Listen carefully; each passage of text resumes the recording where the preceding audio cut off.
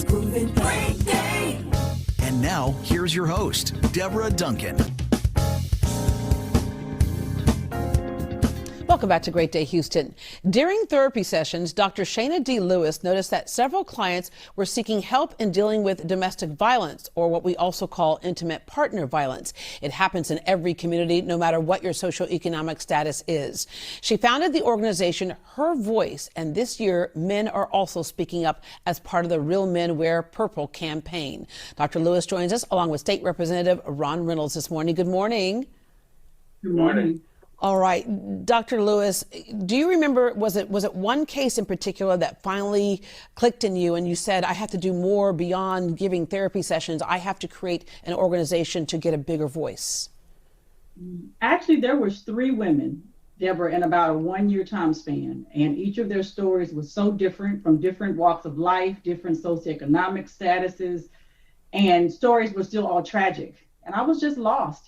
And I didn't know how to help as a helper. And I realized I had to do something different. So it was because of those 3 women that I had to do something different.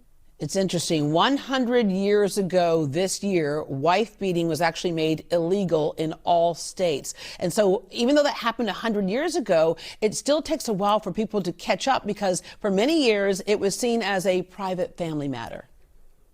Absolutely. I mean, the legal system sanctioned this. Women did not have voices. Men were, there was a rule of thumb law where he could beat his wife as long as the rod he used was no bigger than his thumb. Things were private. So women, we've had a long fight to get to the place where we can stand up and say that this is not okay. I'm just excited that now we get to include men in that conversation to change the narrative. Yeah, and Representative Reynolds, you are the keynote speaker at the event we'll talk about in just a minute, but this is something that's very personal to you. It hits home with you. Absolutely. We've been very transparent. My wife is a survivor. She was once in a relationship that she experienced domestic violence, and we believe in speaking truth to power. And it shouldn't just be women that are speaking against it. Men, who are unfortunately usually the ones that are in the position of strength where they think that they can control, and they are the ones that commit the domestic violence. Real men need to speak up to say, no, it does not make you a real man. It really makes you a coward. And that we need to make sure that we're speaking against something that happens far too often, each and every day, often in silence, where it's unreported. So real men need to stand up and say no more to domestic violence. And when it happens in silence, unreported, people think out of sight, out of mind, or people will think, well, that's not my family. It impacts all of us. Harris County is #1 in Texas for deaths due to domestic violence. And also what we need to look at is the #1 reason for women being homeless. So we're all impacted by this. Absolutely. It is all of our issue. Domestic violence is a family violence issue. So women are impacted, children are impacted, entire families are destroyed, Deborah, as a result, and everyone needs to be a part of the solution. So I'm so excited that we have created this campaign to make sure men's voices are heard to eradicate domestic violence. Yeah, it's one of those things that if you have never been in it, you don't understand. It was one of my early relationships, and I kept thinking to myself, what am I doing wrong? There are all kinds of reasons why people may find themselves as the abused or the abused. A lot of it is family of origin. Yeah, there's a lot of research that shows that women or boys who grow up in homes where there is domestic violence are more at risk for either being victimized or becoming perpetrators themselves. So it is definitely an at-risk factor for children. We want to make sure that as parents, we're providing homes where they are loved and they're not exposed to violence and things like that. They're going to impact their decisions and choices later. So this is one of the reasons why we are huge at Her Voice about education and prevention. Yeah, Representative Reynolds, in Texas, we know that certain states kind of have different personalities. It took certain states a while to catch up. But how are the laws in this state when it comes to domestic violence if somebody makes that phone call? Well, we have made some significant strides. I want to thank Representative Sophronia Thompson. She's been a champion in filing legislation that finally was able to be passed, where we are very strict in terms of severe, in terms of punishment. But I want to stress this. since COVID-19, unfortunately, domestic violence has really escalated. And so, unfortunately, talking to District Attorney Kim Ogg and District Attorney Brian Middleton, we've seen a significant increase. So people need to be more aware that domestic violence is taking place during this pandemic, maybe because of stress, other factors, but there's no excuse for it. If you see something, say something. And I'm told by the district attorneys that they will vigorously pursue those people who are perpetuating domestic violence, and it would not be tolerated. So kudos to her boys for standing up for survivors and giving them a platform to be able to come and be liberated, and also to share their experiences so that other people can get help. Yeah. And Dr. Lewis, we know that sometimes we see this also in same-sex marriages, relationships. We also see it sometimes where the man is the one who is the abused person. It's interesting. My son was talking about this in school once when he was in 6th grade. And he goes, I know we should never hit a woman. He goes, but we also need to teach that we just shouldn't hit at all. No one should hit at all, right? Absolutely. I mean, statistics will show that 85% of victims of violence in relationships are women. About 15% that we know of are men. Probably an underreported number for a lot of reasons. But it is an issue that we need to teach children young how to resolve conflict, how to deal with emotions, how to ask for what you need, as opposed to using violence as a tool. We need to learn how to teach them different ways to handle their issues. Tell us about the virtual gala.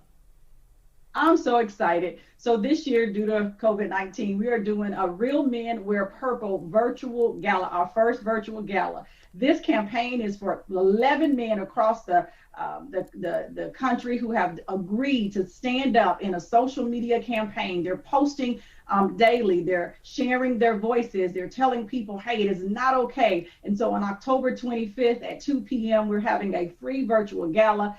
You can visit realmenwearpurple.com to get information to support these men's campaign and get a free ticket to the event. All right. Dr. Lewis, thank you so much. Representative Reynolds, thank you so much.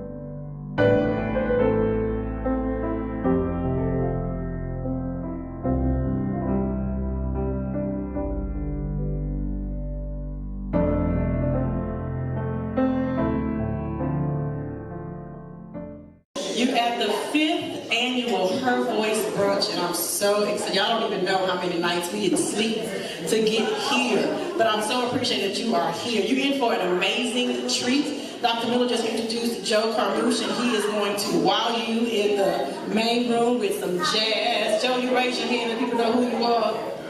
I guess he said he don't need to raise his hand. Y'all already know who he is. There's Mr. Carmouche right here. Yes. And standing next to him is Angela.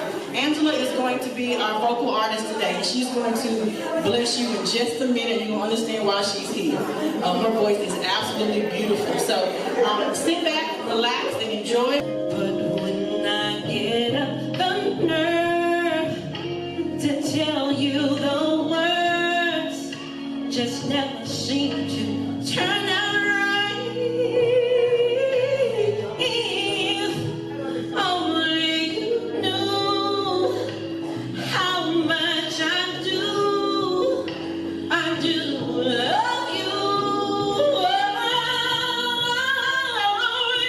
If only you knew how much I do need you.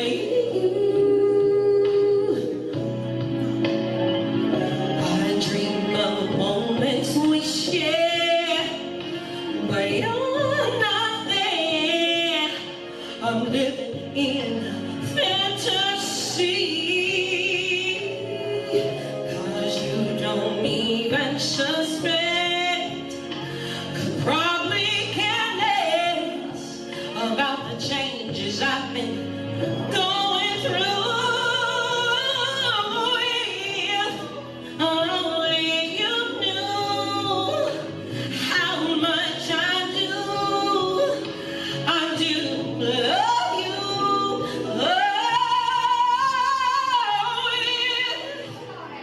Only you knew how much I do need you.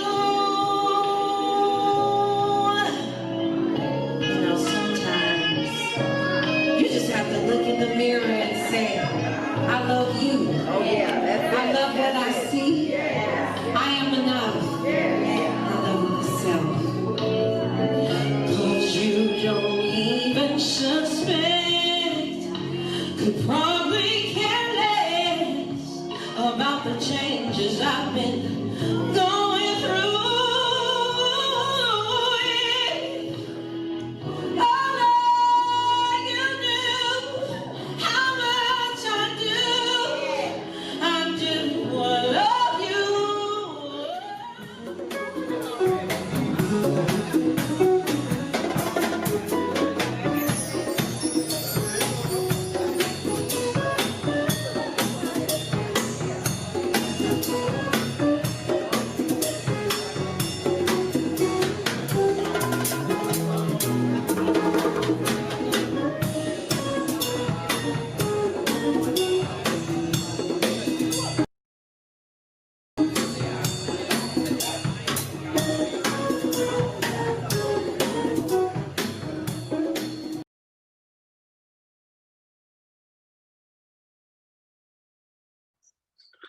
Thank you, Mike, for that wonderful introduction.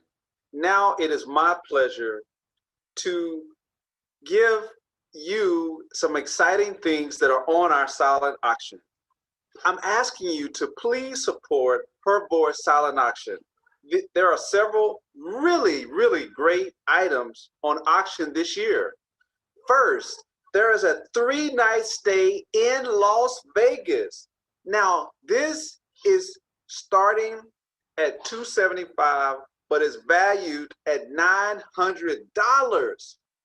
The second item is a 5-night stay in Cancun. The starting bid is valued at $2,250, and the starting bid is only $350. The third item is a 3-night stay in Galveston Beach House.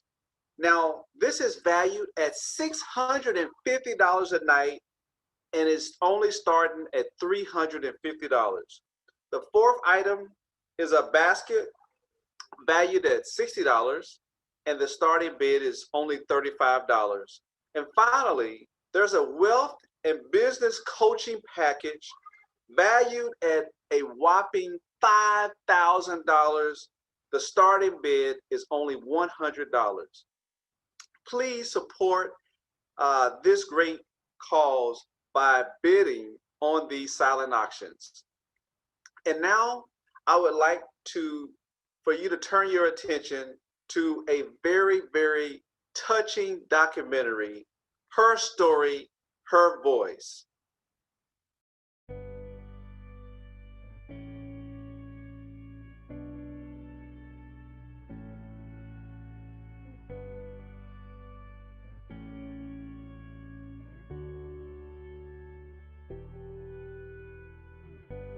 We are read stories of Cinderella, a maiden going from rags to riches. Even as little girls, we picture Prince Charming bringing us hourglass slippers. Everything starts as a fairy tale, hopes and dreams placed upon our finger, but sometimes the story loses its sweetness, and suddenly only the harshness lingers. I remember my boyfriend was like, oh, I want to come over and visit you. I was like, okay, cool, but I'm about to go to the step show. So he comes to my apartment because I was living on campus, and he's like, well, where are you going? I was like, yeah, I'm about to tell you I'm going to the step show, and I'm like getting dressed, and I have my outfit on, and he's like, well, I don't like that outfit, and I was like, well, that's what I'm wearing, you know, that's what I'm wearing to the step show. You know, he was like, go change your clothes, and I was like, I don't want to change my clothes, like, this is what I'm wearing. I'm literally wearing jeans, a shirt, and heels. What's the problem? And so I was like, you know what, I don't want to argue with you. Sorry, I thought it was sensitive.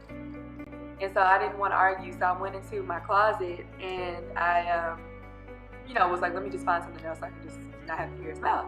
So I'm going into the closet, and as I am walking into the closet, he comes behind me and pushes me on the floor. And it caught me off guard completely. I'm looking at, and I'm laying on the floor, and I'm looking at him like, you know, why did you do that? And I started crying because it was just so unexpected. And he pushed me really hard. It wasn't like a tap. He like almost feel like he threw me to the ground. And then I started crying. I was like, why'd you do that? And he was like, because you want to buy what you want to wear, and this and that. And so I'm literally like starting to cry hysterically. I think I was part of me being afraid. I didn't know what he could do. I met this man, he's a truck driver. I met him at a truck stop, and there the relationship began. He lived over in Seaford, Delaware. And when I say the flags were fine, and I chose to ignore those flags, eventually moved him into my home. And as I stated, he was a truck driver, and I decided that I was gonna ride on the road with him. So the first time that he hit me, we were on the road. I said something that he just did not like. And before I knew it, oh my glasses went off my face and my eye was black. And we were on our way to Dallas. And I remember just crying. I was in shock. I didn't believe this man had just hit me, you know, because I thought he really cared about me. So we get to a truck stop, and he's so afraid that I'm gonna just run. So he made me get out of the truck, and here are people looking at me. And I felt so ashamed. Really, literally, I should have ran. That should have been the time that I ran. But I didn't. I stayed with him.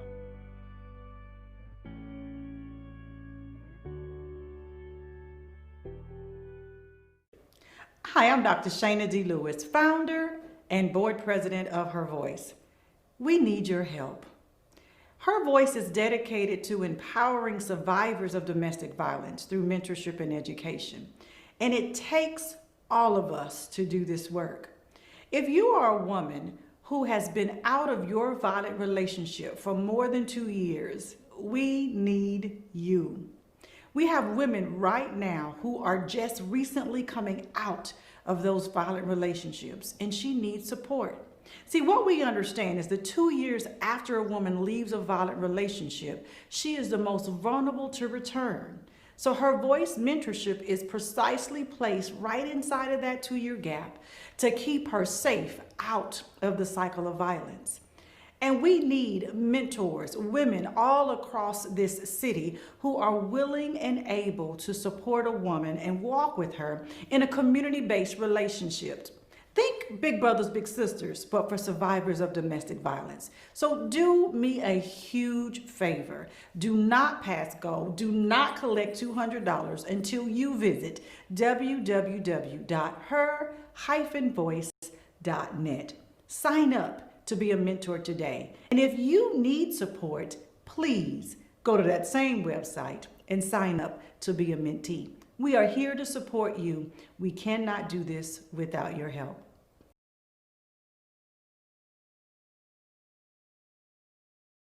Ladies and gentlemen, I have been honored to be a part of this phenomenal transformational campaign.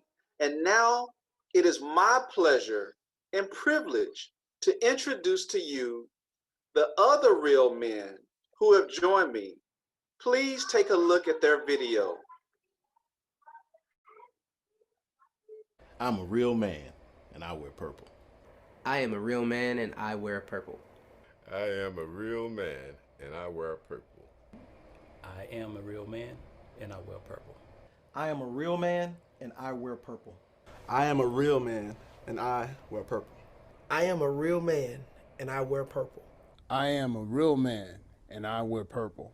I am a real man and I wear purple.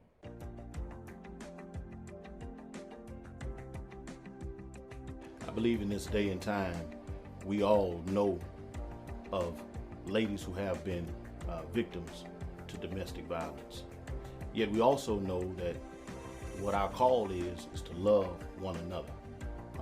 It's important to me because personally I have had those in my family who have been victimized, unnecessarily so.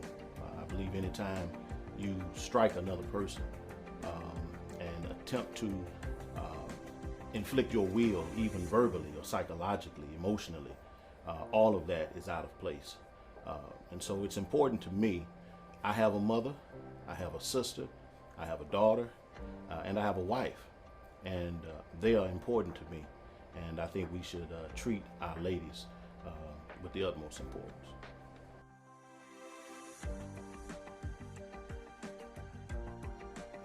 I would say that anyone can be a victim. And many times you can be harmed by another individual and not even recognize that you're being abused. And so I would say that as a lady, as well as a man, we have to know that people care. Someone cares about us, someone cares for us, and if we can come together as a community and make a difference, I think that it will help those who are dealing with such a situation in their lives.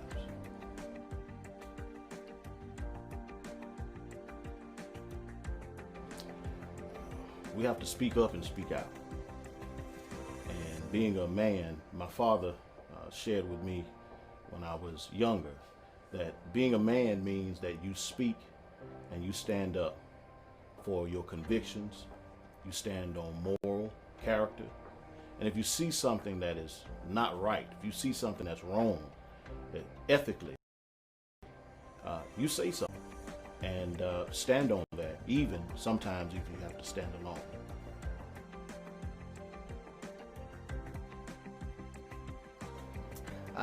For me, family is the start of everything, and it's one of those things, like if you get it right in one household and hopefully spread it to another household, that's the goal. But I look at it as far as, my family eventually meet somebody else's family, and what kind of household are they going to go into? Are they going to be protected? And so it's not just, my family alone. It's so many other people, that, my kids will meet, their kids will meet. So I'm big on growing a community, and I feel like if we're gonna have a community that's healthy and sustainable, it starts with, our families.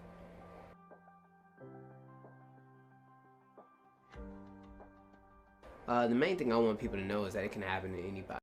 You know, this is a conversation that needs to be had with everyone. It's not just for women. It's not just for men. It's for your grandparents. It's for your aunts. It's for your uncles. You know, your nephews, your nieces, everybody, your cousins, your neighbor down the street. Everybody needs to have these things because, you know, most people I feel don't think domestic violence.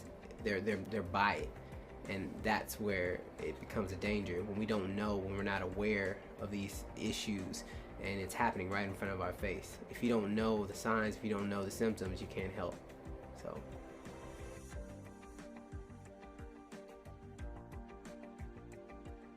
I think play a vital role, because it's not just, you know, that aggressive male figure that's the stereotypical domestic violence. It's those microaggressions that people just slowly just don't think about. It's the, you know, the way you treat you know, women. It's, you know, the way you treat your mom, you know, the way you treat your sister, how that affects them in their next relationship, whether that starts off as a friend or, you know, that blossoms into something else. If, you know, if it's not set there, if they don't know what a proper relationship looks like, if the male doesn't know what a proper relationship looks like, this is how the cycle keeps going on.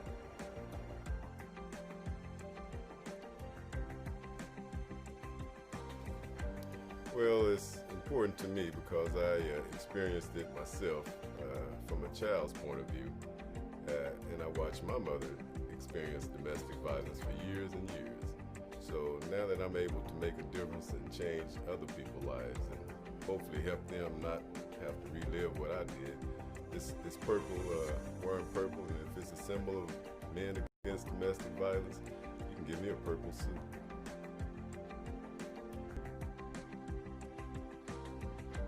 That is something that, believe it or not, has been taught in our culture, in a sense, because we've been taught to, when you discipline a child, you whoop them.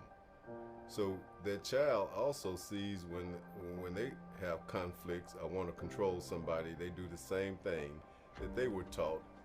And some of us got to break that cycle.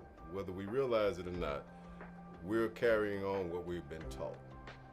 And even when a child see their mother deal with this domestic violence and continue to deal with it and stay with that man, and when that lady grows up to be a woman and this gentleman she's dating hit her, in her mind, I'm supposed to do this and still stay with this man. Why? Because my mother did it. And some young men hit the women because that's the way they saw their father control their mother.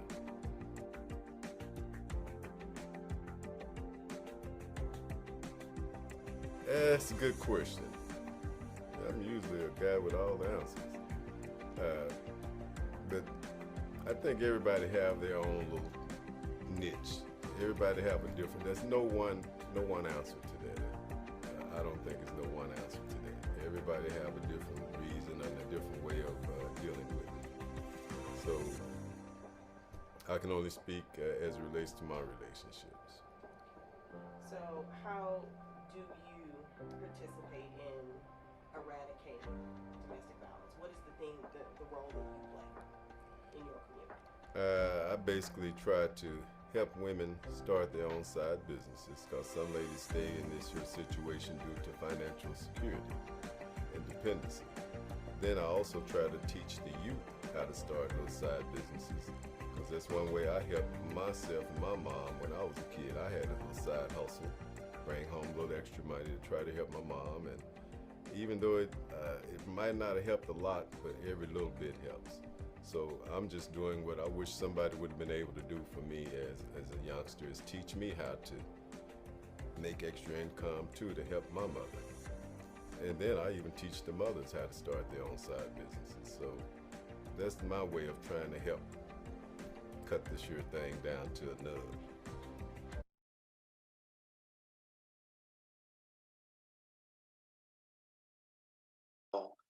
That was absolutely fantastic.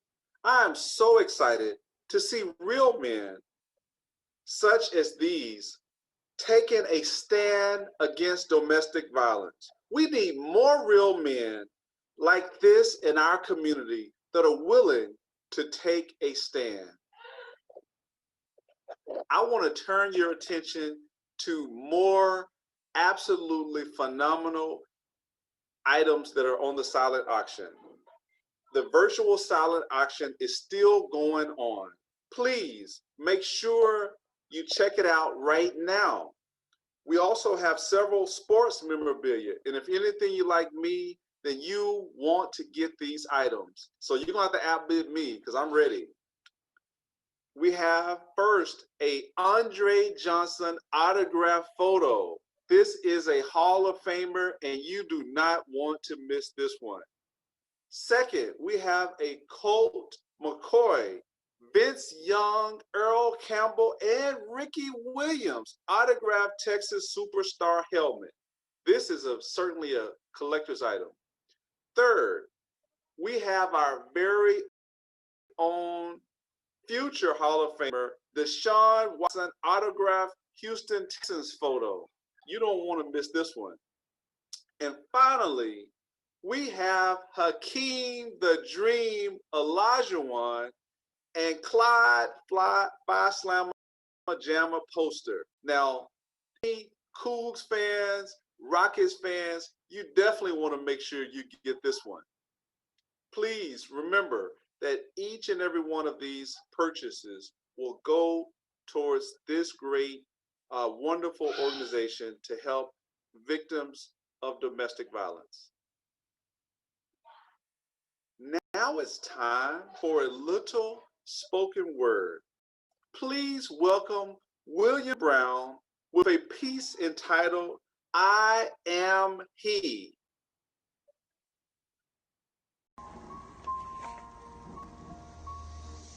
I am he, the priest, the prophet, the king, the father, the son, the brother, the uncle, the cousin, even the ones pretending to be. The teacher, the role model, I am he. The CEO, the entrepreneur, the hustler, the city worker, the mailman, the bum of the corner, the cop, the lawyer, the EMT, the rapper, the actor, the poet, the athlete, I am he. I am he, perfectly made but flawed in many ways, with my black skin, my brown skin, my white skin, robed in purple. I am he, I am many men, I am a real man. From Harvard to behind prison bars, my tattoos, my battle scars, your fears are my fears, your tears are my tears, your pain is my pain, the way I'm silent, the way I scream, my protest, my stance, the way I believe, my vote matters. I am he. I am he, incomplete, so conceited, misjudged, the PTSD, damaged goods, so misunderstood, so aggressive, secretly molested, abandoned, wrongfully accused, too much mental abuse, the love, the lust, I'm so confused. I am he, predator victim, hard to forget him. I pray for him, but I can't forgive him. So undecisive, life cycle. He didn't mean to do it, you made him do it. If we traded places, she'd put you through it. Your words, your hate, my disgrace, your pleasure, my pain, my heart, your games. I am he.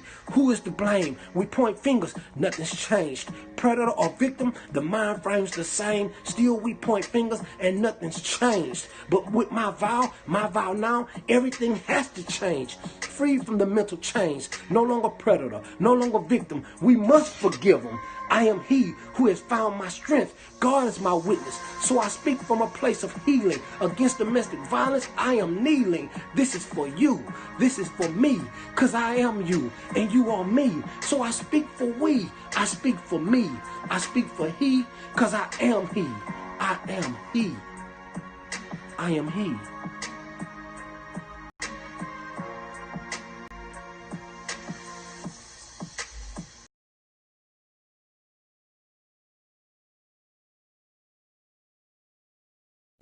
You know, I think it's really important as a Real Men Who Wear Purple ambassador that it's extremely important to support those women or families who have domestic abuse.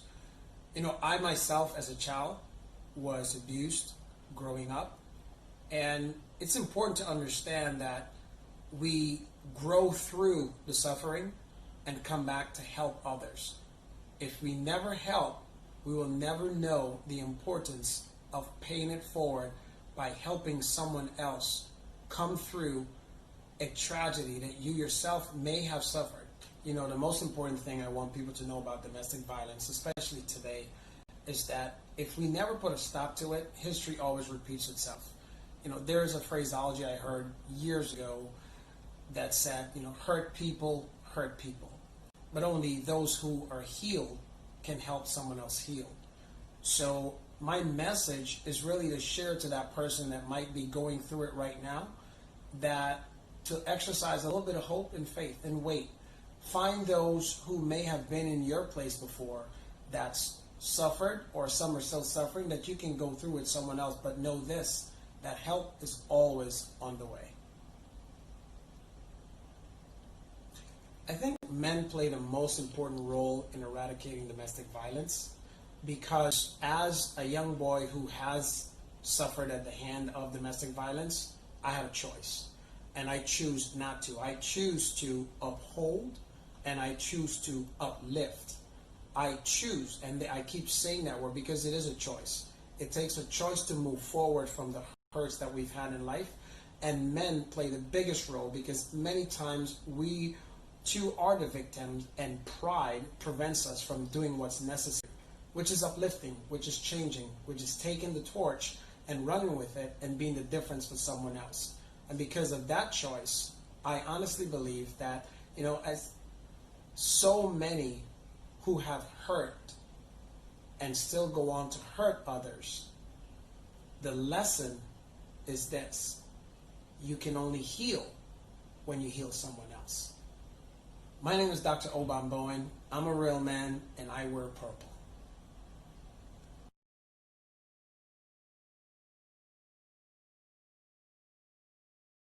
It's my pleasure to now welcome the founder and visionary leader of Her Voice, none other than the phenomenal Dr. Shayna D. Lewis, and I must say the D stands for dynamic.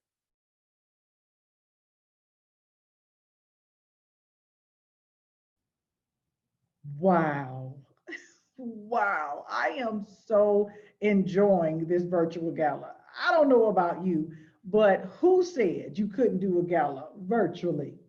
Well, I am Dr. Shayna D. Lewis, the founder and president of Her Voice. I am super excited and so thrilled that you felt it important enough to be here today to enjoy these festivities. Now, as the founder of Her Voice, many people ask, Dr. Shayna, are you a survivor? Do you have a lived experience? And I have to say, no, I'm not. I am merely a woman who's a lover of women. I'm a woman who just believes if mama ain't right, honey, ain't nobody right. And so I make it my business to make sure I do my best to make sure she is good. I am often reminded of my first introduction to domestic violence. I was 16 years old and I was driving in a car on my way to my summer job. And I remember looking over to my left at a stoplight and I saw a woman. She was wearing glasses, and I could see that she and her husband, or the man in the car with her, were arguing back and forth. And all I knew next was he put his hand and just smushed her right in the head. Her glasses went flying, and I looked in the back seat and I saw this young child who was in the back seat watching all of this happen. And I said to myself, oh my goodness, who do I call? Do I call my mama? Do I call 911? I was really in a space of being lost because I had never, ever seen anything like that before. And that really etched a memory in my mind. And as I fast forwarded to all of these years and the work that I've done with women who are surviving in these relationships as their counselor, I just go back to that moment and I always ask myself the question, if he was willing to do that in broad daylight, in the street, I could only imagine what would happen to her when she gets home. So the work that I am called to do is absolutely imperative. Here in Harris County, we have the #1 record for the highest number of domestic violence deaths in the state of Texas. In the state of Texas. Houston, we have a problem. There is work to do, and I am absolutely here, positioned, and willing to do so. I can't do this work alone, and so it really requires all of us being aware and acknowledging the fact that domestic violence is real. Domestic violence can stop, and it must stop, but it requires each and every one of us being committed to doing our part, to ending it. When you know a woman who is suffering, don't sit back in silence. Don't just watch her suffer. Now, I'm not saying put yourself in any kind of danger. That is not what I'm asking any of you to do. What I'm encouraging you to do is to let her know, sis, I see you. How can I help you? I'm concerned about you, and here's why. Whenever you're ready, know that I'm here. You see, I understand that she may reject your gestures initially, but at the point when she gets ready, when she is ready and prepared to make a move and to do something about her circumstance, she will always remember those who came to her, who did not judge her, and who were there to support her. Let that be you. You just don't know how one person can make such a difference in a woman's life. And as I stand as a woman, not a survivor of domestic violence, but as a lover of women, it is my business. And when I hear people say it's not my problem, I say, oh, yes, it is your problem. And this is why it's your problem. It's your problem because when that sister sends her children to your children's school and they have been witness to domestic violence and they become bullies to children at their school and they bully your child and your child becomes severely depressed and your child comes home depressed and anxious and cannot sleep and can't focus at school and your child has thoughts about ending their life, it is now your problem. When that sister goes to her job and she sits right next to you in your comfy cubicle or your comfy office, and if her abuser shows up to the job looking for her, bullets do not have names. It is your problem. When we are sitting inside of a grocery store and we're in line or we're in our car and folks around us are violence is occurring, family, bullets have no names. Any of us can be affected. Just the other day, right here in Houston, Texas, there was a police officer doing his job, working to protect a woman from a domestic violence situation, showed up to the apartment with her, and he lost his life in the line of duty. It is all of our problems. When I say that 1 in 2 women will suffer at least psychological abuse, that means you know a woman or you are that woman who has suffered or is suffering. It's your problem. Here's the reality. She just has not told it to you. So because she hasn't told you, really doesn't mean it didn't happen. It just means she's chosen to suffer in silence. And so many women suffer in silence. But I'm here right now today to charge you as a citizen in this community, no matter where you live, a citizen of this world, that is your problem. And you have a responsibility to react and respond. As simple as saying, sis, I see you. As simple as saying, here is an 800 number, someplace you can call. As simple as saying, if you need me, call me. As simple as dialing 911 if you hear things occurring in your close proximity. It's our problem. Together, we can eradicate domestic violence. It will not beat us. It cannot beat us, and it can only not do it if we each do our parts. Favor. You're here, and that says to me that this is something at least important enough to you that you've decided that you wanted to hear some more about it, that you want to support this effort, and I want to say thank you. But while I say thank you, I also charge you to do your part. Do your part. We need you.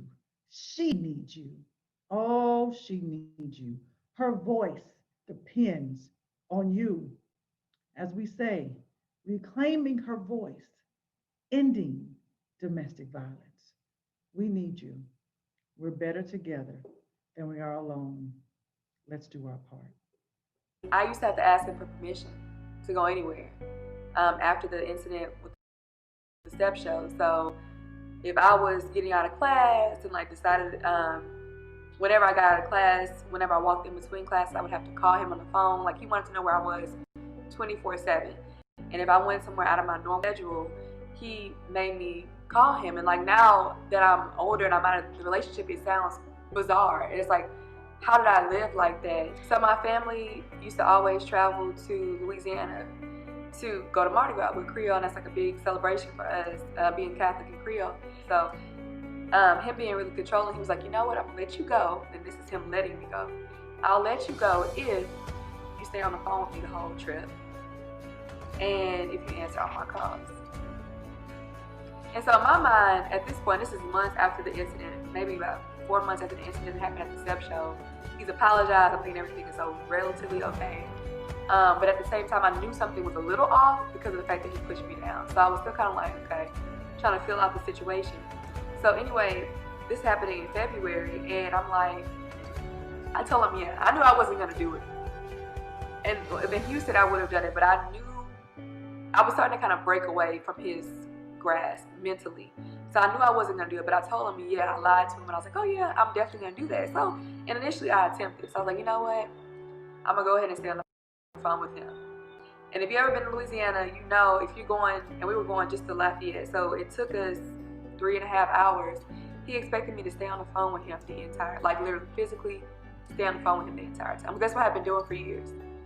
Okay, this is the first time I've gone that far in a long time. So I'm on the phone with him, and I fell asleep. And I'm in the back seat, my sister's in the back, and my parents are in the front. And you know, the road is loud, the cars are loud, and the music is on. And so I had turned the volume all the way down so that if he said something they couldn't hear. Because I already knew he would tell me something crazy. And so I ended up falling asleep because it was a road trip. And I woke up, and I sleep very hard. I woke up to him yelling on the phone. And I mean, he was yelling so loud that I could hear him with the volume all the way down. He wasn't on speaker or anything. With the road, with the music. And he was, and I'm like, did he have a megaphone? It's crazy to even think about, but he was so loud that my parents heard him in the front too. And he was mad because he thought I had hung up the phone. And when my parents were looking around like, what's that noise? Because they couldn't really decipher what was being said. They just hear like yelling, and they're like, where is it coming from? On the road. I hung up. Because I was like, trying to hide and protect the situation.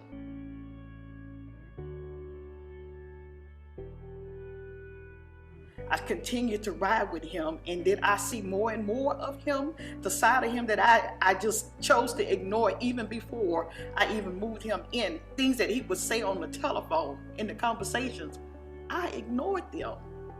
So eventually, this man wanted to marry me.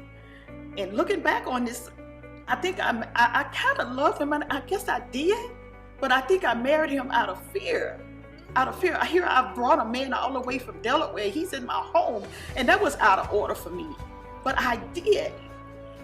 And my story is so deep. This man, I have gotten off a truck in places where I didn't know anybody.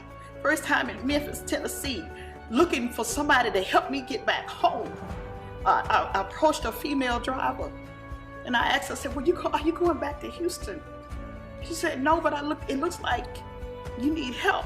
But backing up, he deserted me at a truck stop because he was so insecure about me chatting with somebody on Facebook. So I had to prove to him that I didn't. I had a laptop with me. I got out of the truck. I didn't have my purse. I had nothing but a laptop. So I'm approaching this lady, and she saw I was in dire straits, and she was like, ma'am, I see, let me just get you a room. So she got me a room. And I just sat there for a minute, and I'm like, I can't call nobody.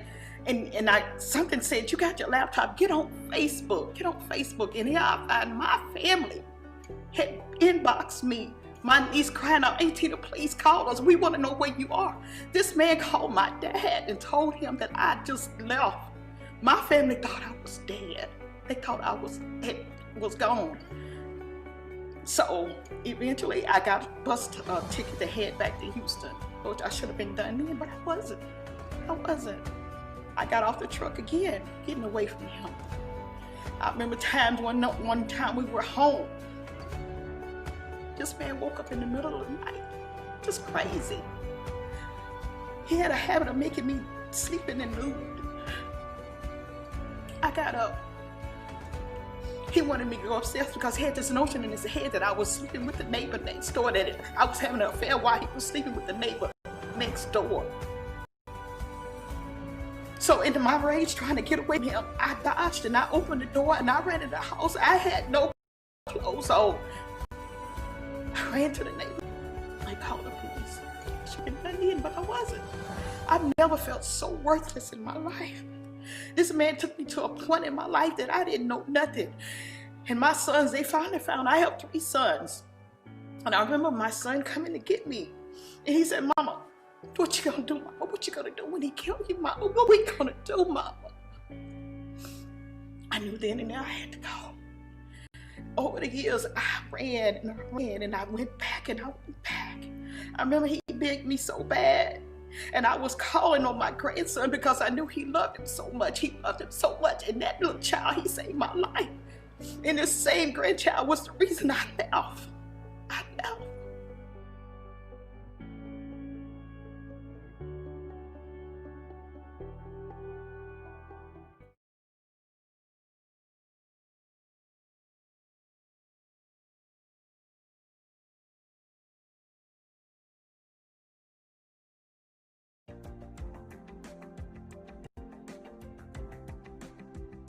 It's important to me because I'm a product of a domestic abuse family. Not my direct family, but my mother. In that regard, I was able to see the residual effects on how that leaves with the siblings, and that translates through the upbringing from my side of the family.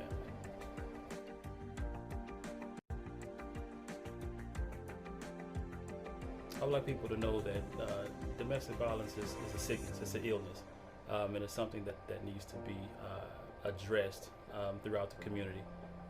It happens more often than not, and we need to bring that to the forefront of the community.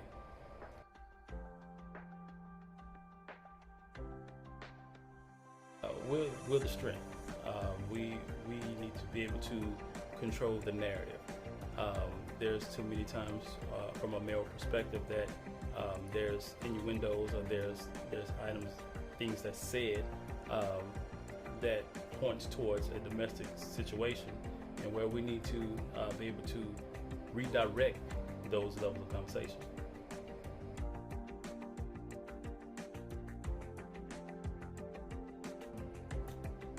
It's important to me. It's really dear to my heart. Number one is I have a mother and a sister who I was raised with, strong female presence in my household, along with my father. But I also have 2 daughters and my wife.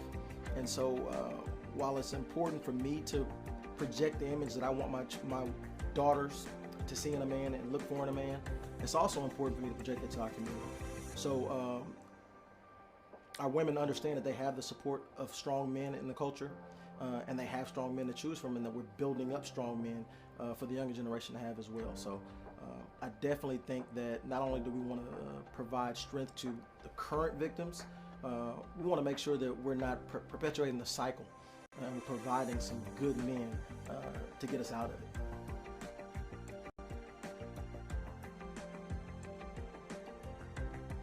I want people to understand that it touches everybody. It's not the traditional sitcom version of domestic violence that we grew up seeing, where you may have a battered neighbor. It could easily be someone who is verbally abused, somebody who's financially abused because their privilege has been taken away, or they don't have the freedom to act as an individual. So we definitely need to understand that as part of the community, we need to empower each other. So we don't have these victims, so people don't feel alone and in that space where they have to put up with this.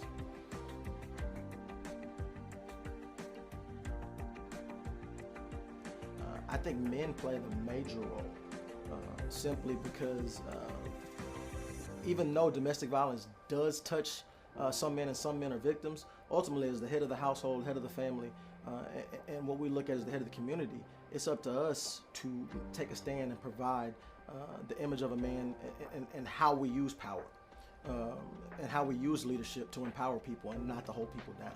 And so a lot of domestic violence has to do with the misuse of power, the misuse of leadership. And so it's really important for the men in our community to step up, project that image of leadership, and then act on leadership so everybody understands how to empower each other. Once we empower each other, then we're equals, and we're no longer trying to step on somebody, and nobody's really in a position to be victimized.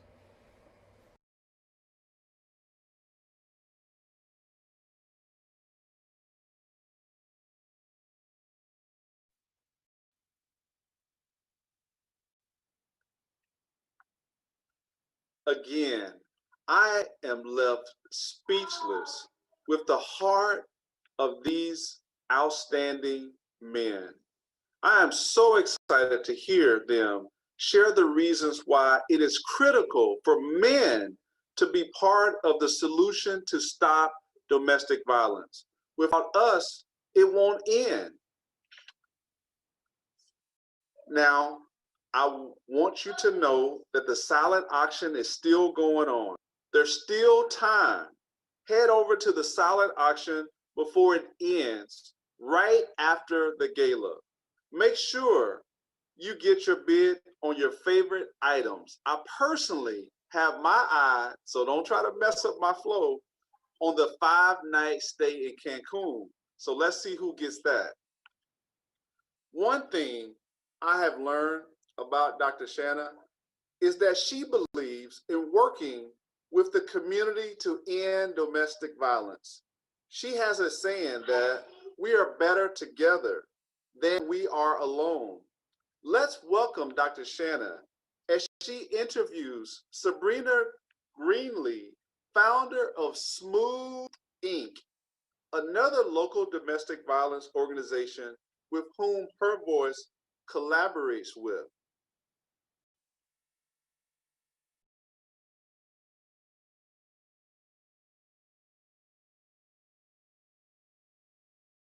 Dr. Shana here, and you are in for a treat. Now, this segment is called We Are Better Together.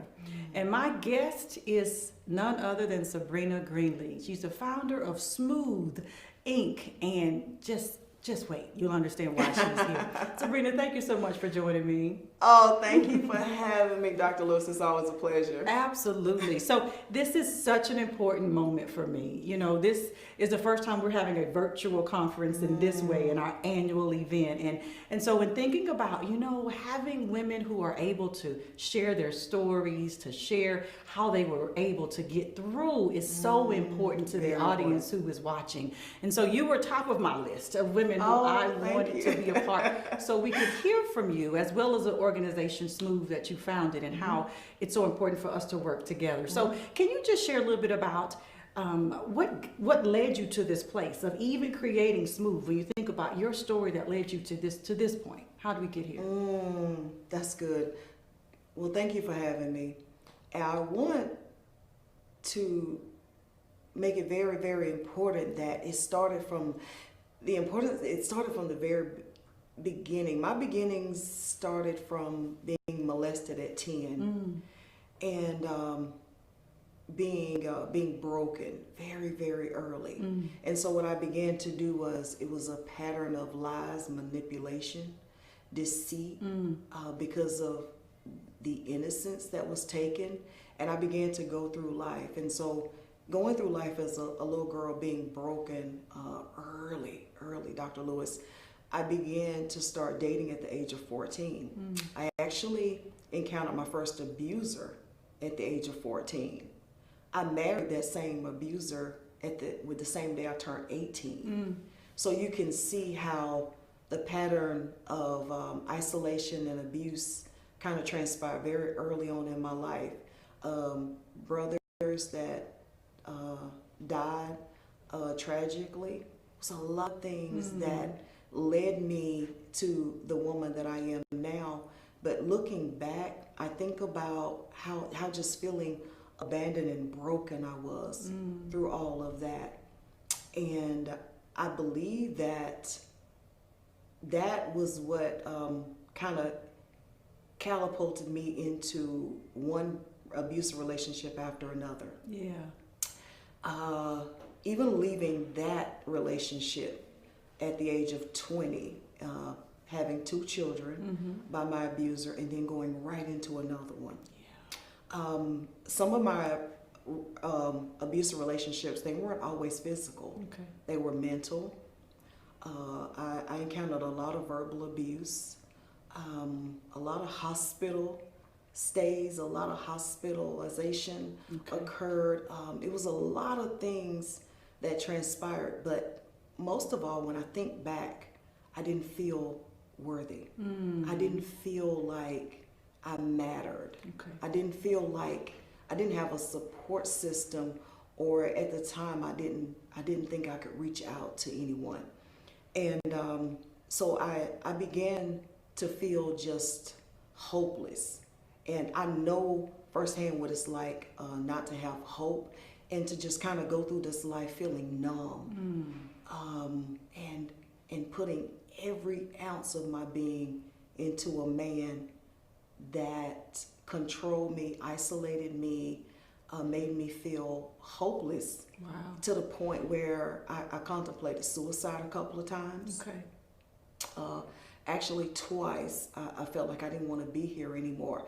And my children was not even enough for me to want to stay. So there were so many things that led me to the point that, and that caused me to be in a relationship that almost cost me my life. Yeah. I met this guy 3 months into the relationship, and as I call it, mashing the gas. So he had the keys to my home, my cars, and my heart, all in the same week. In the same week. In the same week. I call it mashing the gas. And I just moved fast on everything. I wanted to be in a relationship. I was looking for love. This was at the age of 30. 3 months later, I found myself, the warning signs were there, of course. The lies, the manipulation, all these things transpired, but I overlooked them. Overlooked them thinking it would get better. Yeah. It's not really what it seems. And it, like I said, it almost cost me my life, to the point where I was attacked with acid. And I found myself laying there on my back, literally taking shallow breaths, and I felt my life literally leaving my body. Wow. You know, and something you said in the beginning of your story that I think is really important for us to highlight here is you talked about the abuse you endured was not the physical abuse in a relationship. It wasn't the first abuse you ever endured. And sometimes folks don't understand that research will even show that young girls who suffer molestation or sexual abuse as a child are more at risk for violent relationships later in life, place you are now. Can you speak, you were able to harness, that was pain. That was a lot of pain. How were you able to channel that into your purpose, which is smooth? So when I think about channeling my pain, I think about my children. There was one isolated incident where I was blind, I was on the bed, and my daughter came into the room at 4 years old and she said, "Mom, I'm hungry." Feeling that helplessness as a mother ever understand. And I look at that as my aha moment where I said, I have to get up, I have to do something. And I think I took that day when I was able to walk down my hallway totally blind and have this 4-year-old lead me. Previously, I've always led her. Now she's leading me and I'm totally blind. And that day that I had to muster up the courage to go fix her a sandwich because I didn't want my child to be hungry, it was devastating. It was hurtful. It made me look at, how did I get to this place? I can't believe I'm here. All those men that I had put so much energy into was nowhere to be found. It's just me and my babies. Now what do we do? And I had to step up, and I had to just go. See, the thing is, sometimes you have to look at the ugly. I had to go look at all of the ugly and everything that I created, that I brought into my home. And I had to tell myself, I'm not doing this again. It stops here. I'm done. I'm done. I have to change this thing. These generational curses will not defeat me anymore. And so that is what, I began, so a couple of years of just really doing a lot of self-love and a lot of getting the ugly out, as I say. I found it SMOOTH 7 years ago. SMOOTH stands for Speaking Mentally, Outwardly Opening Opportunities Towards Healing. And this organization has, it's been everything to me, because what it does is it gives women a chance for another chance at life. The transitional part of coming out of abuse is something that I didn't have, because SMOOTH actually is that transitional state where you're out, you're in something, but you're coming out. And so what we do is we pamper, we pamper, we edify, and we encourage women to be a better person, and we give them the counseling and the mentorship that they so deservingly need in order to just keep that, because women go back. And I went back a couple of times, and on the way into their wonderful, next life, as I call it. So at the top of this, I talked about this segment is we're better together. And so there's one of the things that I always want women to understand is that you don't have to do this alone, and you're better to not do it alone.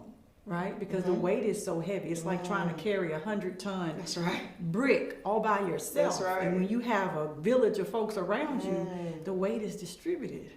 And so this is what we do for each other. And this whole fight against domestic violence, it takes us all, Sabrina. It takes us all. It takes us all. And so I just want women to be encouraged to know that she doesn't have to do it alone, because we're not going to let her do it alone. That's right. That we're going to be here together. And I've loved all of the collaborations we've had up to this point, and there's going to be many more. So my audience, just get used to seeing Sabrina Greenlee. That's right. Because she's going to be with us for a while. Oh, most definitely. Because this work is just so important to do that. So if there's a woman who's watching Sabrina, she's in the throes right now. She's watching this like, okay, I recognize me and Sabrina's story, but she's not quite sure what she needs to do. If you wanted her to know something, what is it that you would want her to know? I would want her to know that what you went through is real. Is very important to you, but it's more important to love yourself. Get out, get up, and get out. And all of those words have probably went over and in your soul a million times, but understand it's not worth your life. And if you just take one step, as they say, God will take two. And right now, I truly believe that there's someone listening who have heard my story and understands that you are worth so much more. Honey, you are important. Everything about you is beautiful. But take this time to recognize that you are beautiful. You're worth everything. Your children is worth it. And I want you to get up and get out. I finally got the courage to get up and get out, and I never looked back. And I feel like if I can do it with everything that I've been through, then so can you.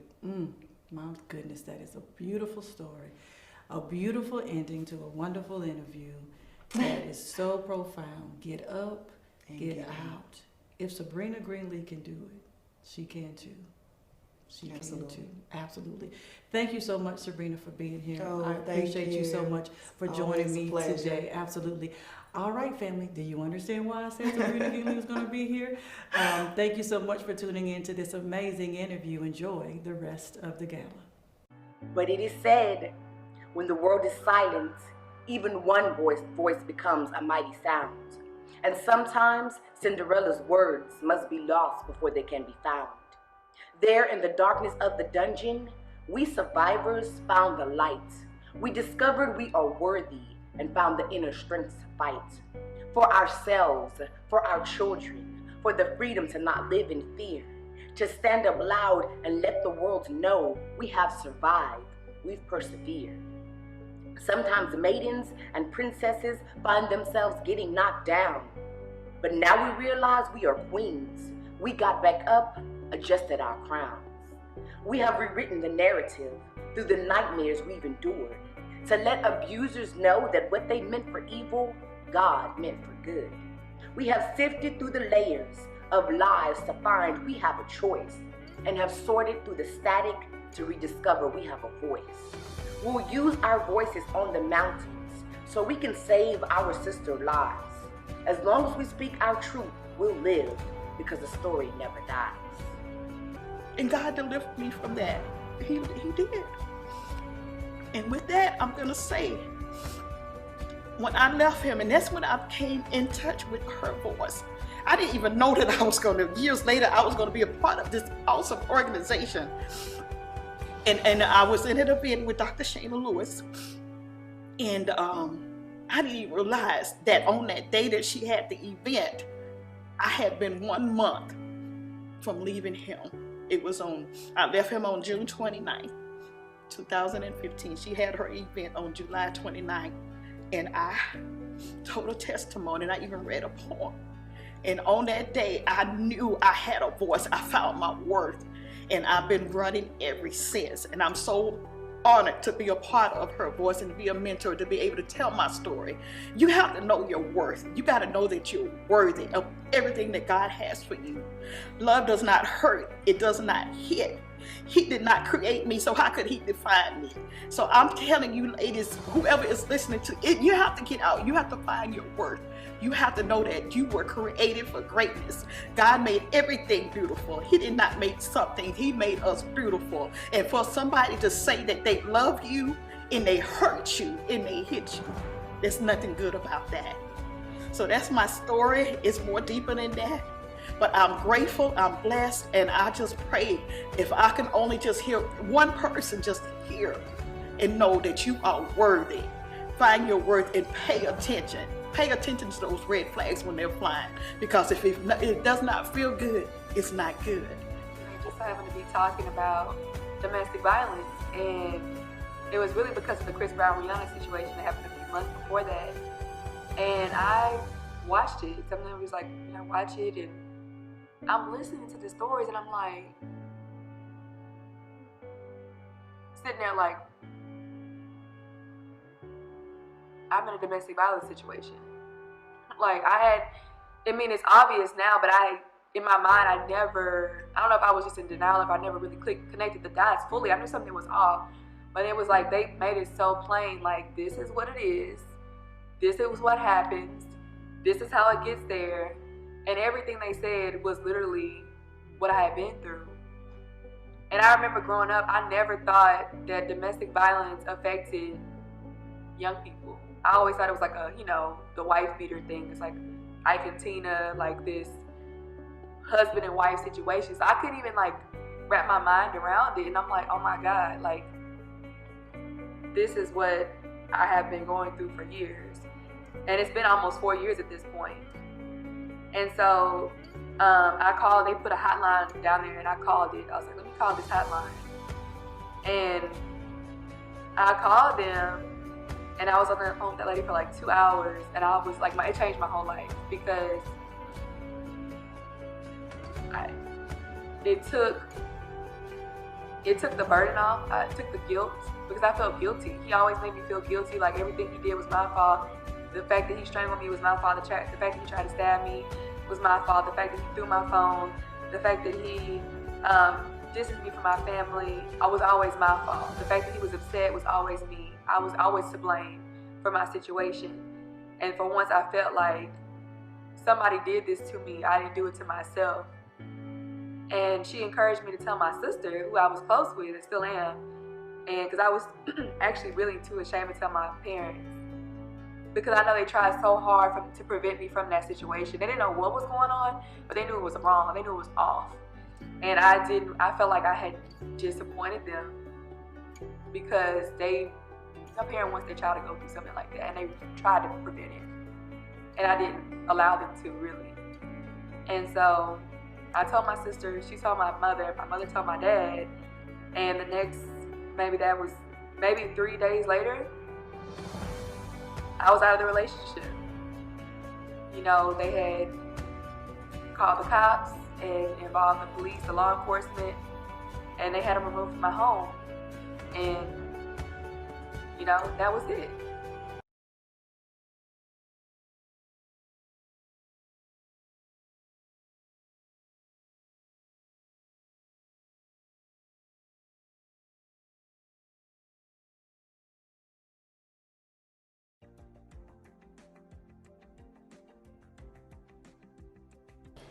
Great question. So this is a cause that's very near and dear to me. Just growing up in my home environment, I myself have witnessed domestic violence, and I think in society today, it's one of those things that's taboo, you know, in the arena of men's conversations. You know, most of the time you hear about domestic violence, you hear about women, you hear about children, you hear about family, but the missing piece is the man, you know, and men most often are perpetrators of domestic violence. So here's my opportunity to take a stand, show men that it's not all about sports and all this kind of stuff. Let's really do some work and bond and support, you know, survivors of domestic violence.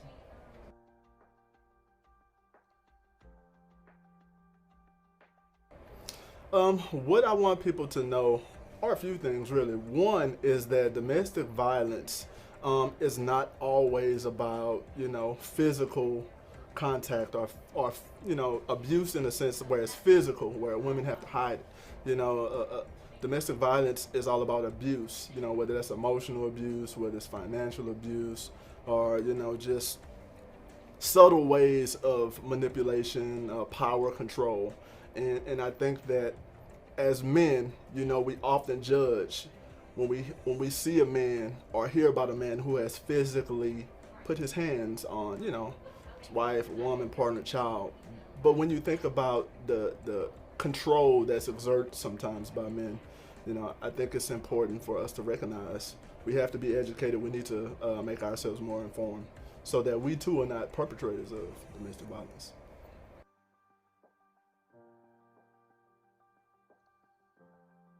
I guess I spoke to that a little bit, but we play a very big role, mainly because, like I said earlier, we are statistically the perpetrators of domestic violence, right? So until we get to a place to where we educate ourselves, we do the work to become informed and then get other men to be more aware of what's going on, we can expect domestic violence to go nowhere. Maybe it'll rise. So if there's going to be any kind of eradication of it, it'll start with us, you know, making this push to be real men.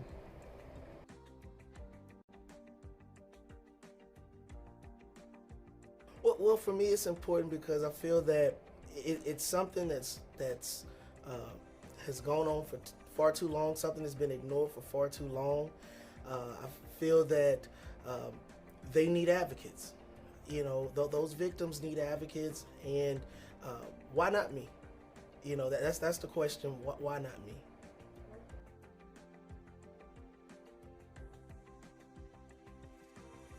One of the things I want everyone to understand is that it happens more often than we think.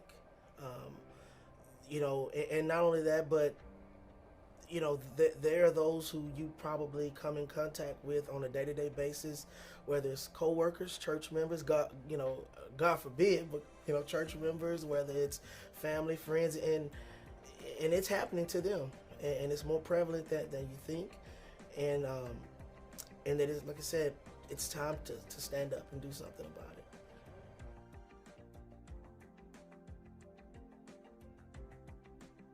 I think we play a significant role in eradicating domestic violence.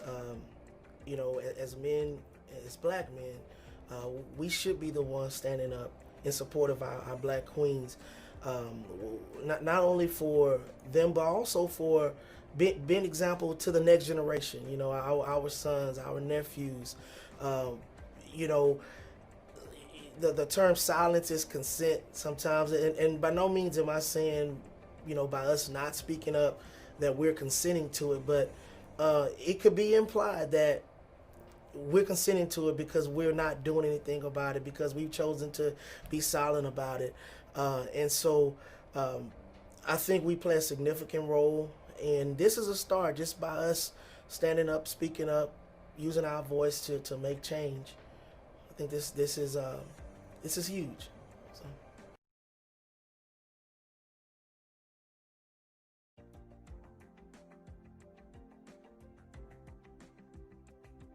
Well, first of all, I think it's incumbent upon me as a elected leader to speak out about issues that impact our community. Certainly, domestic violence is something that impacts all people, either directly or indirectly. And my wife and I have been very transparent about her previous relationship where she was in an abusive relationship. And I know that many people suffer in silence. And I think it's incumbent upon men to speak out about the abuses that some women go through at the hands of men who are controlling. It is unacceptable. There's no excuse for any person, man or woman, to put their hands on another person. And so even more urgently since the pandemic, since COVID-19, it's my understanding that the number of cases have escalated, and that is very troubling to me. And so I've talked to the district attorney in my area, District Attorney Brian Middleton, about ways that we can use our platforms to speak out, and so that we can, you know, encourage people to work out their differences without being physically violent.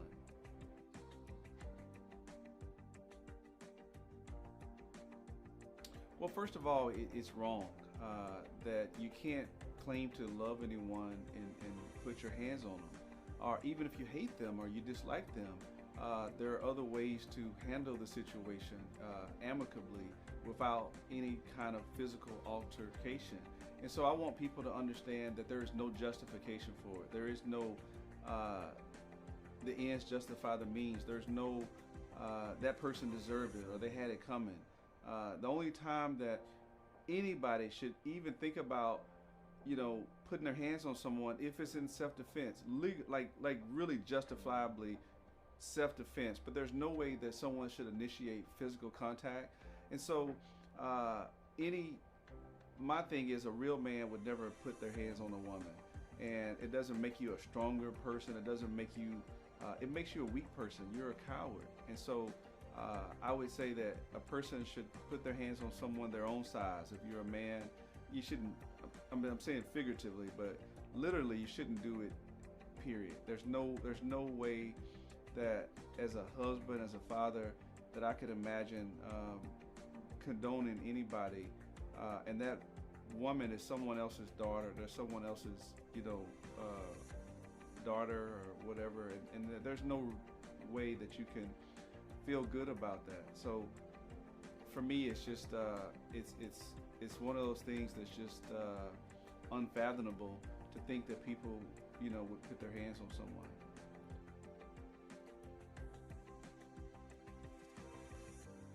Well, the first thing is men have to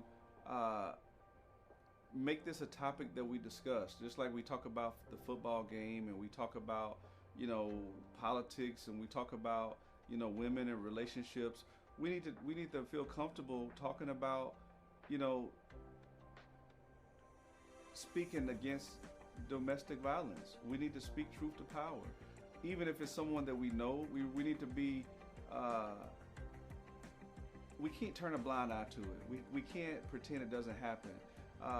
Sometimes there's signs there, and we have to be willing to be present to address those. And if you really care about someone, you need to love them enough to say, man, that's wrong. You need to pull them to the side to say, you know, you need to step away. You need to stop doing what you're doing. So in other words, we need to be willing to be strong enough in our own voice to call out other men who are doing it and not allow them to continue to do it. And we know it's wrong, but we say, well, that's not my business. That's not in my house. We have to be willing enough to speak against it so that other men don't think that it's okay. They may have learned it from their father. They may have seen it in their home. So we have to break those generational things. And so we have to tell our homies, our homeboys, our friends, our family members, our fraternity brothers, whoever they may be, that this is not acceptable and this is not appropriate. And then, we have to be willing to call the authorities if a person is potentially in danger, because I know from my own research some women are afraid or they're trapped or they don't know how to get out. We may have to be a whistleblower or someone who is the young folks say a snitch. We someone who needs to report. If you see something, you say something. If you can't get that person to stop, then I think it's our responsibility to make sure that we report it to someone else so that it can be investigated. Is the time gone already? I've had such a blast with this campaign. I hope you all have as well. Thank you so much for being present and a part of this gala. And thank you for supporting this campaign throughout the month of October. Real Men Wear Purple. This was our inaugural campaign. Thank you so much for helping support us as we try to support the survivors of domestic violence and their families. Special shout out to the Real Men Ambassadors for the year. I'm gonna call them out just so you know. Real men who are out there, future candidates, ambassadors, y'all get ready, all right? This year we had Duval Mitchell, we had Desmond Dangerfield, R.F. Tucker Sr., Officer Raul Collins. Your hosts, State Representative Ron Reynolds, Lorenzo Hayes, Torrance Burgess, Dr. Obam Bowen, Sizway Lewis, Brandon Moore, and yours truly, Michael Dangerfield. It's been a pleasure. Thank you so much. You all have a wonderful rest of 2020, and God bless.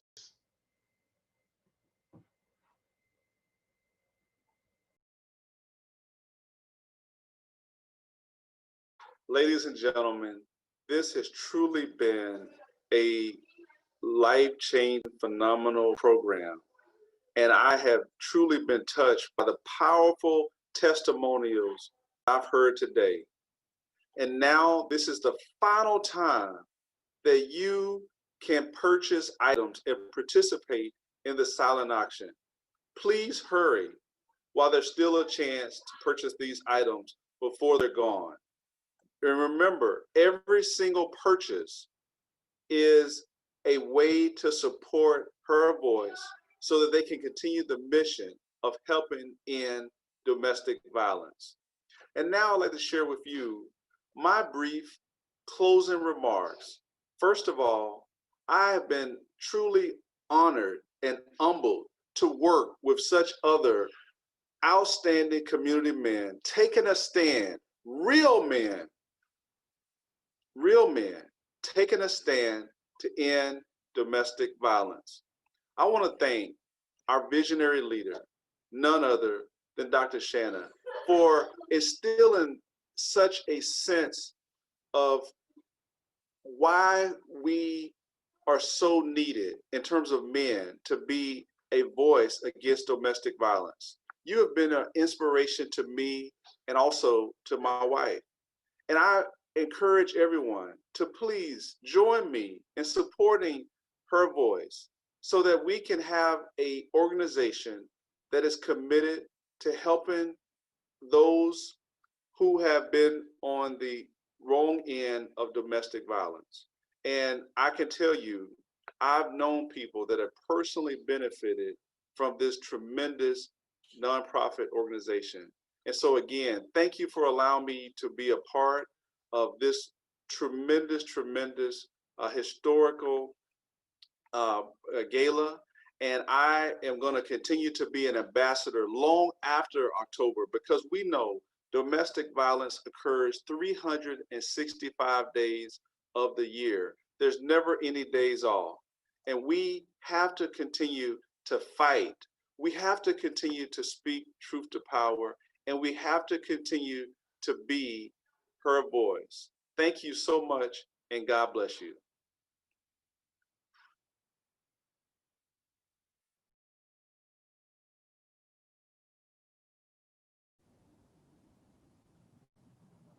Wow. Just wow. You know, when you have a thought and a vision in your mind about how you want something to go or turn out, you can see it. And I don't know about you, I'm a visionary, so I see things. And I saw in my mind's eye what I had hoped for this virtual gala. Disappointed that we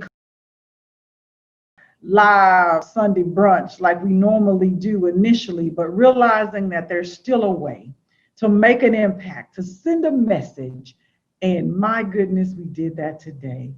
I am so thrilled that we had 11 men. Can you count? 1, 2, 3, 4, 5, 6, 7, 8, 9, 10, 11 men who were committed to taking a stand against domestic violence.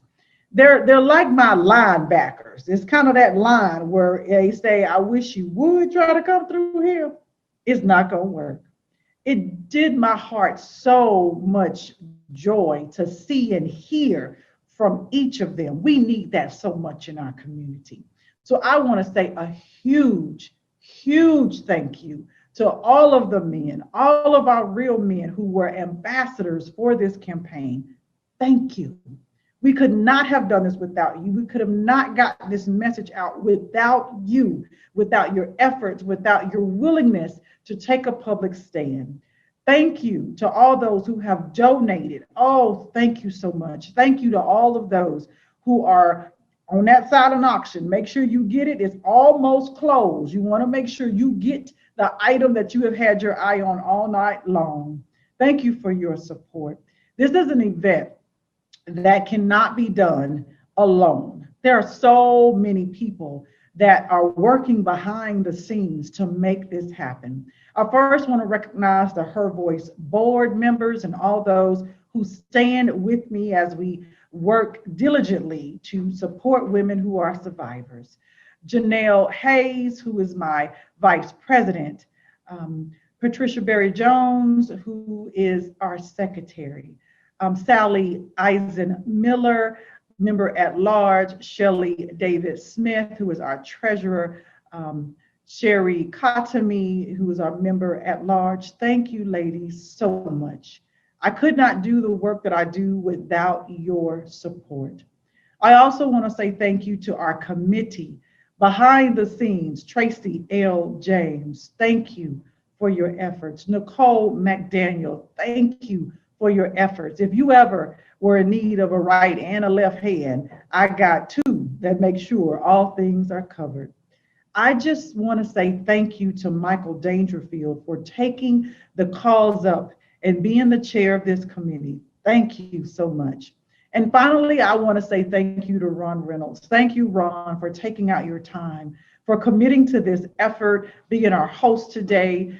He was on Great Day Houston with me to support the campaign and endlessly, tirelessly puts work, effort, and time into supporting women and survivors of domestic violence.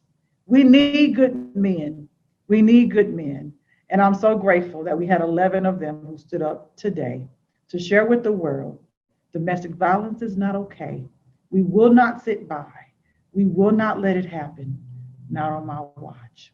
Not on my watch. So again, I hope that you have enjoyed this event. I hope that you have gained some insight, gained some information.